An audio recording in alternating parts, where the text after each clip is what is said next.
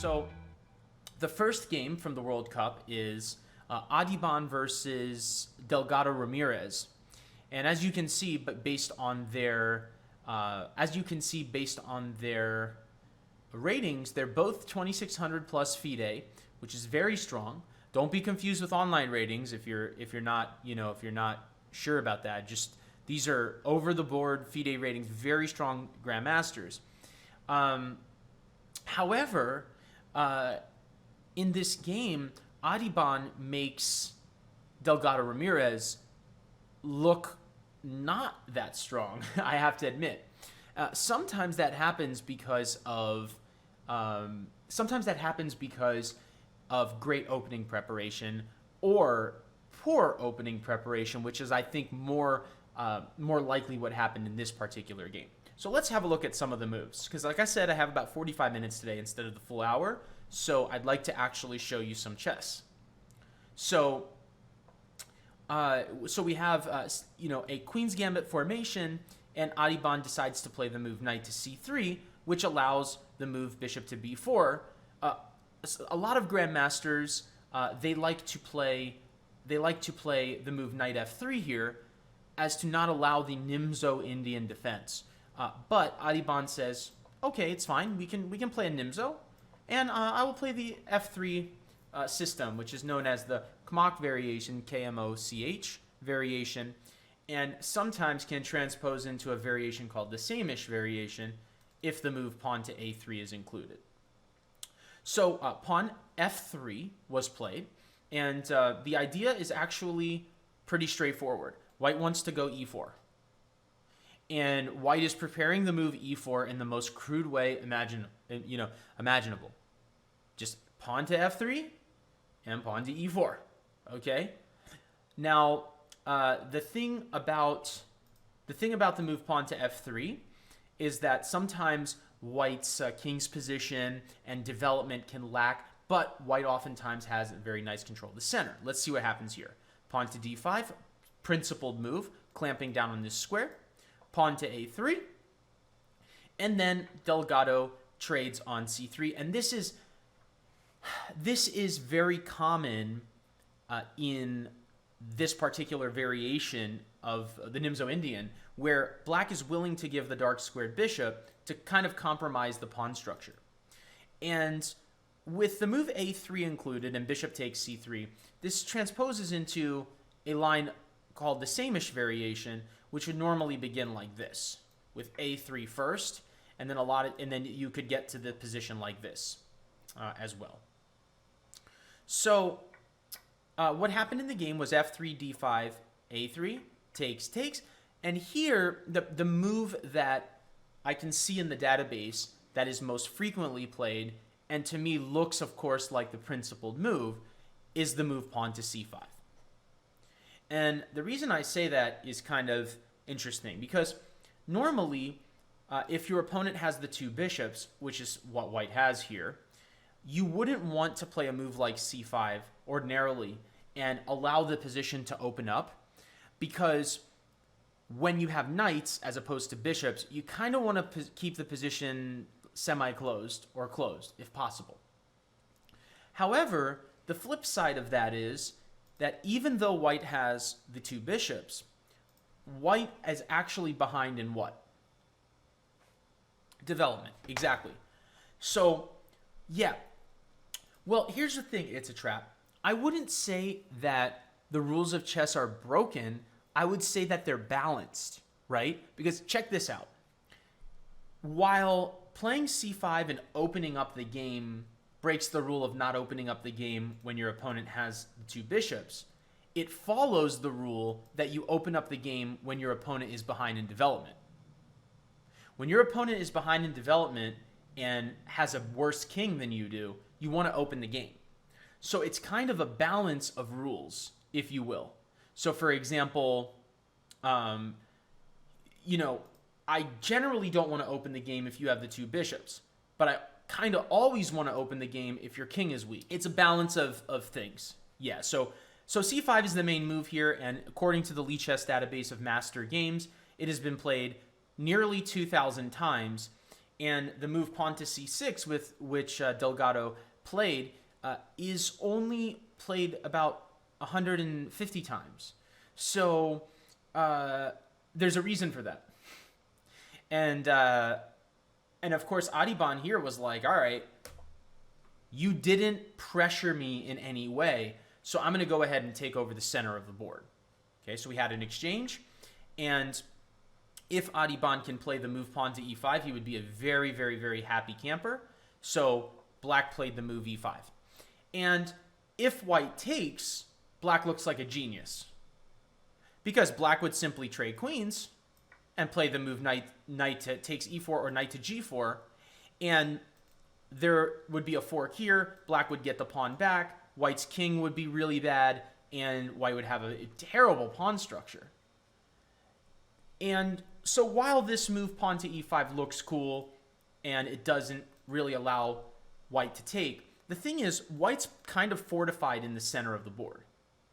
And by the way, knight takes e4, which is certainly a possibility, runs into queen g4, where there's an attack on the g-pawn, and there's an attack on the knight. Okay, so e5 was played, and that is the main move in this quite rare variation. And of course, it doesn't make sense for Adhiban to take, and it certainly doesn't make sense to push, because then you have dark square weaknesses, and now I might actually be justified in taking this pawn. So Adhiban plays like a normal move, knight f3, because he's like, all right, whatever, I'm attacking your pawn. If you want to take here, I'll take there. And otherwise, you know, what are you going to do? So queen a5 was played. All right, so this is all kind of the main line of this not main line. Bishop to d2, simply guarding the pawn. Knight takes e4, and now bishop to d3. So a very cool pawn sacrifice. Of course, it's also for development. So the tables have turned a little bit in this particular scenario. So first, it was white who had the lag in development. But now, white is opening up the position, has sacrificed the pawn, but has phenomenal development.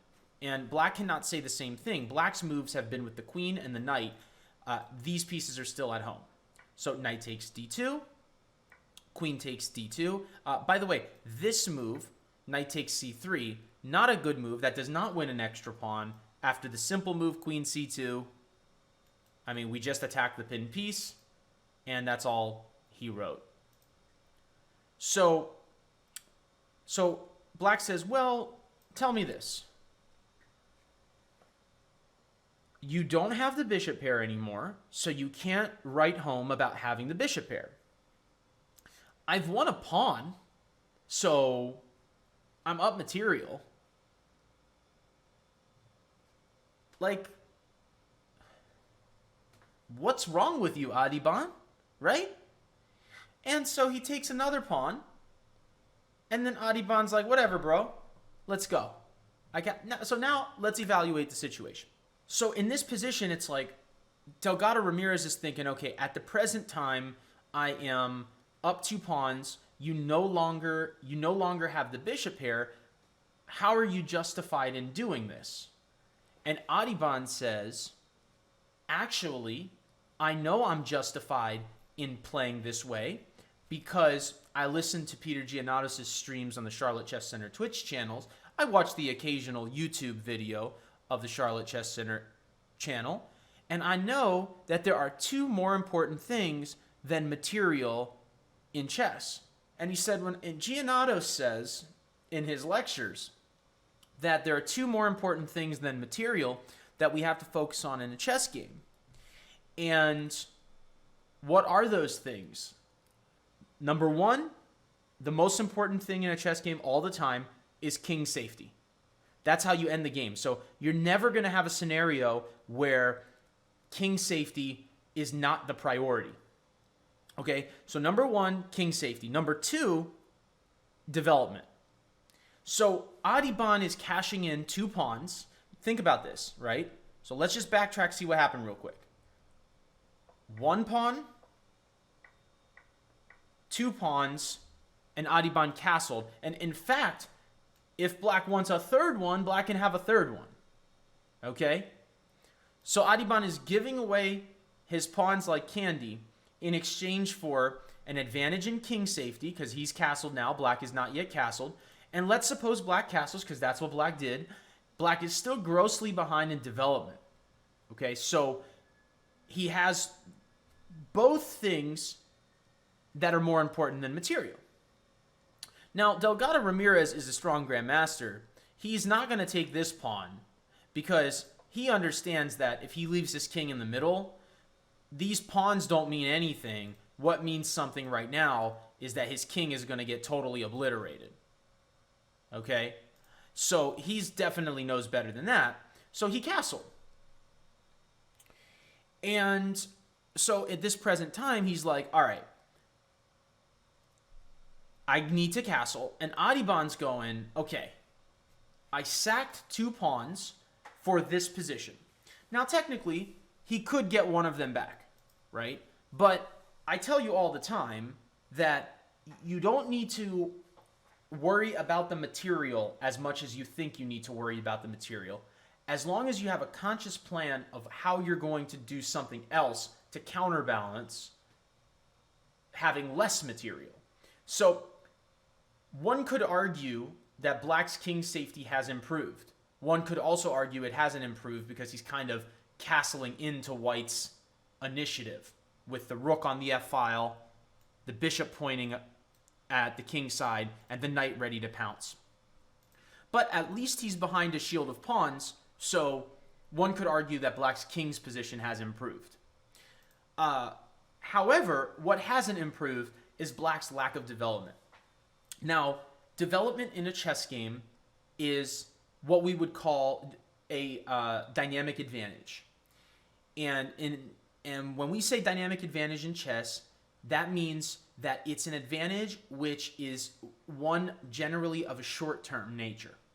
Okay, so if white has this so-called dynamic advantage and black has the static advantage in the form of the 2 pawns. Pawns don't grow on trees. Material doesn't grow on trees. So when you're down material, you're down material. It doesn't just kind of come back. Okay?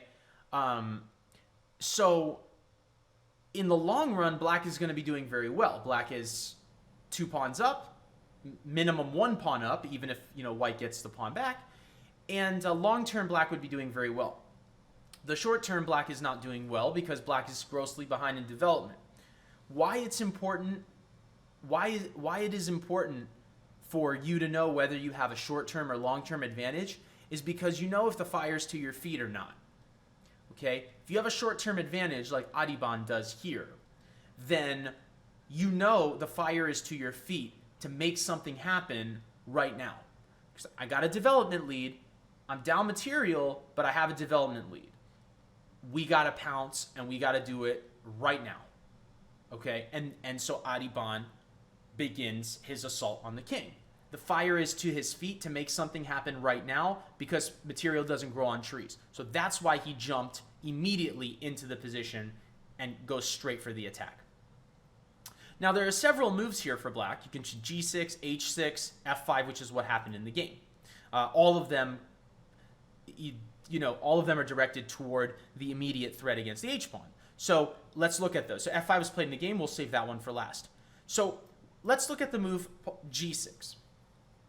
Now g6, Delgado was probably reluctant to play the move g6 because it weakens the dark squares. It weakens the dark squares very much, but also it weakens the h-file in a way. So white could consider queen f4 and queen h4, so something like this. In addition, white could also consider a simple move like rook to e1 first, and then this. Basically, all of white's pieces are coming into the attack. But I think white could choose this to begin with. And the idea would be to play the move queen h4 and attack on the king side. Because this move weakens the dark squares, it's not easy to deal with that. You can't quickly get a knight over here to help because the f-file has become weaker thanks to the move g6. So Delgado did not want to do that. h6, the problem actually with h6 is even cooler. If h6 is played, knight takes f7 wins the game, which is pretty sweet. If rook takes f7, rook takes f7, so we trade. It seems like, okay, what are you doing? But now the rook comes over. And surprisingly, or actually, sorry, I just get used to saying the word surprisingly.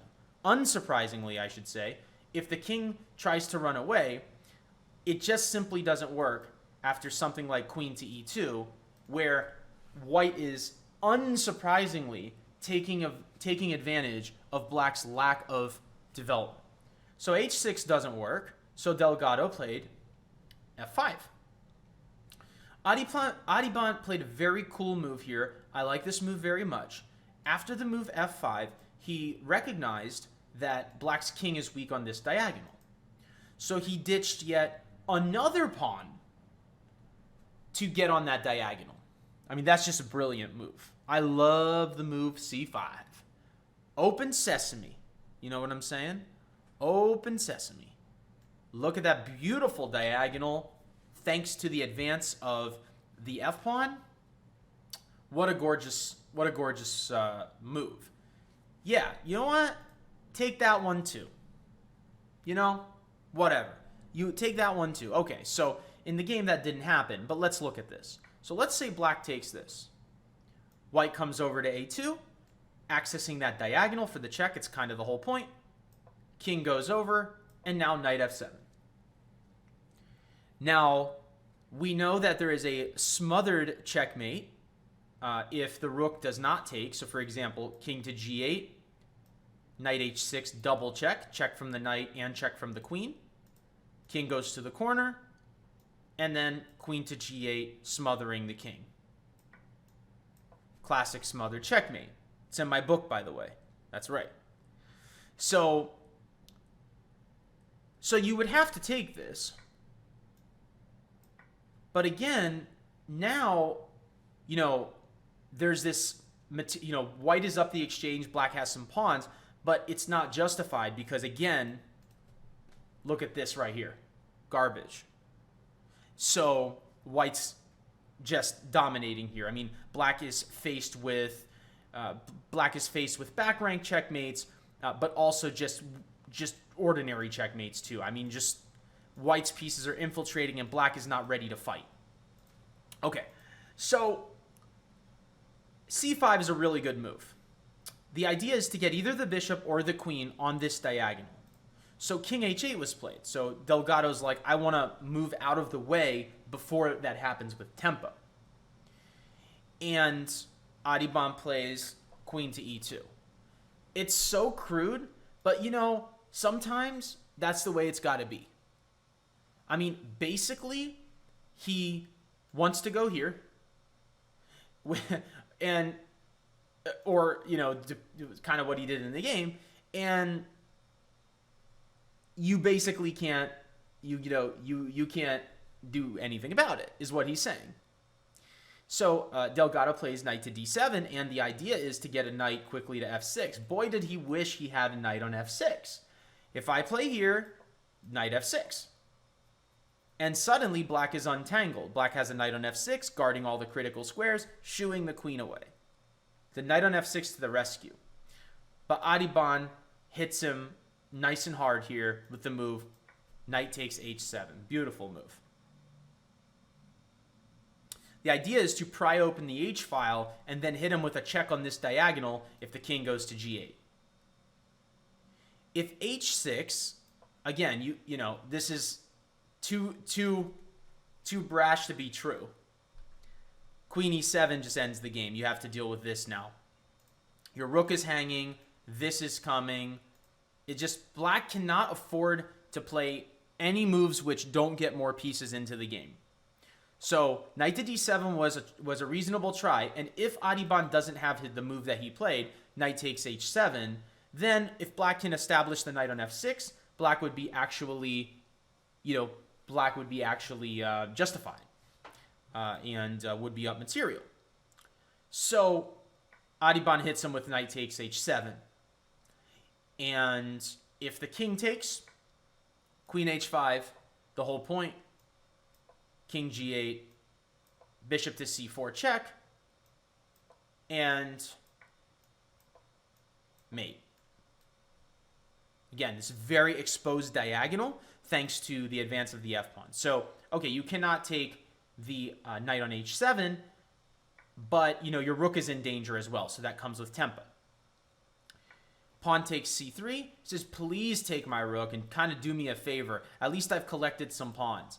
And now Adhiban played a very nice sequence of moves. He started with the move queen h5, threatening checkmate. Knight f6, discovered checkmate. Delgado threw the move in, queen takes c5 check first. The king slid over. And here, the thing is, you can't play knight f6 because I still play knight takes f6, discovered checkmate. So basically, I want to go here, discovered checkmate, because my knight would take away your runaway square, and then my queen attacks the whole h-file.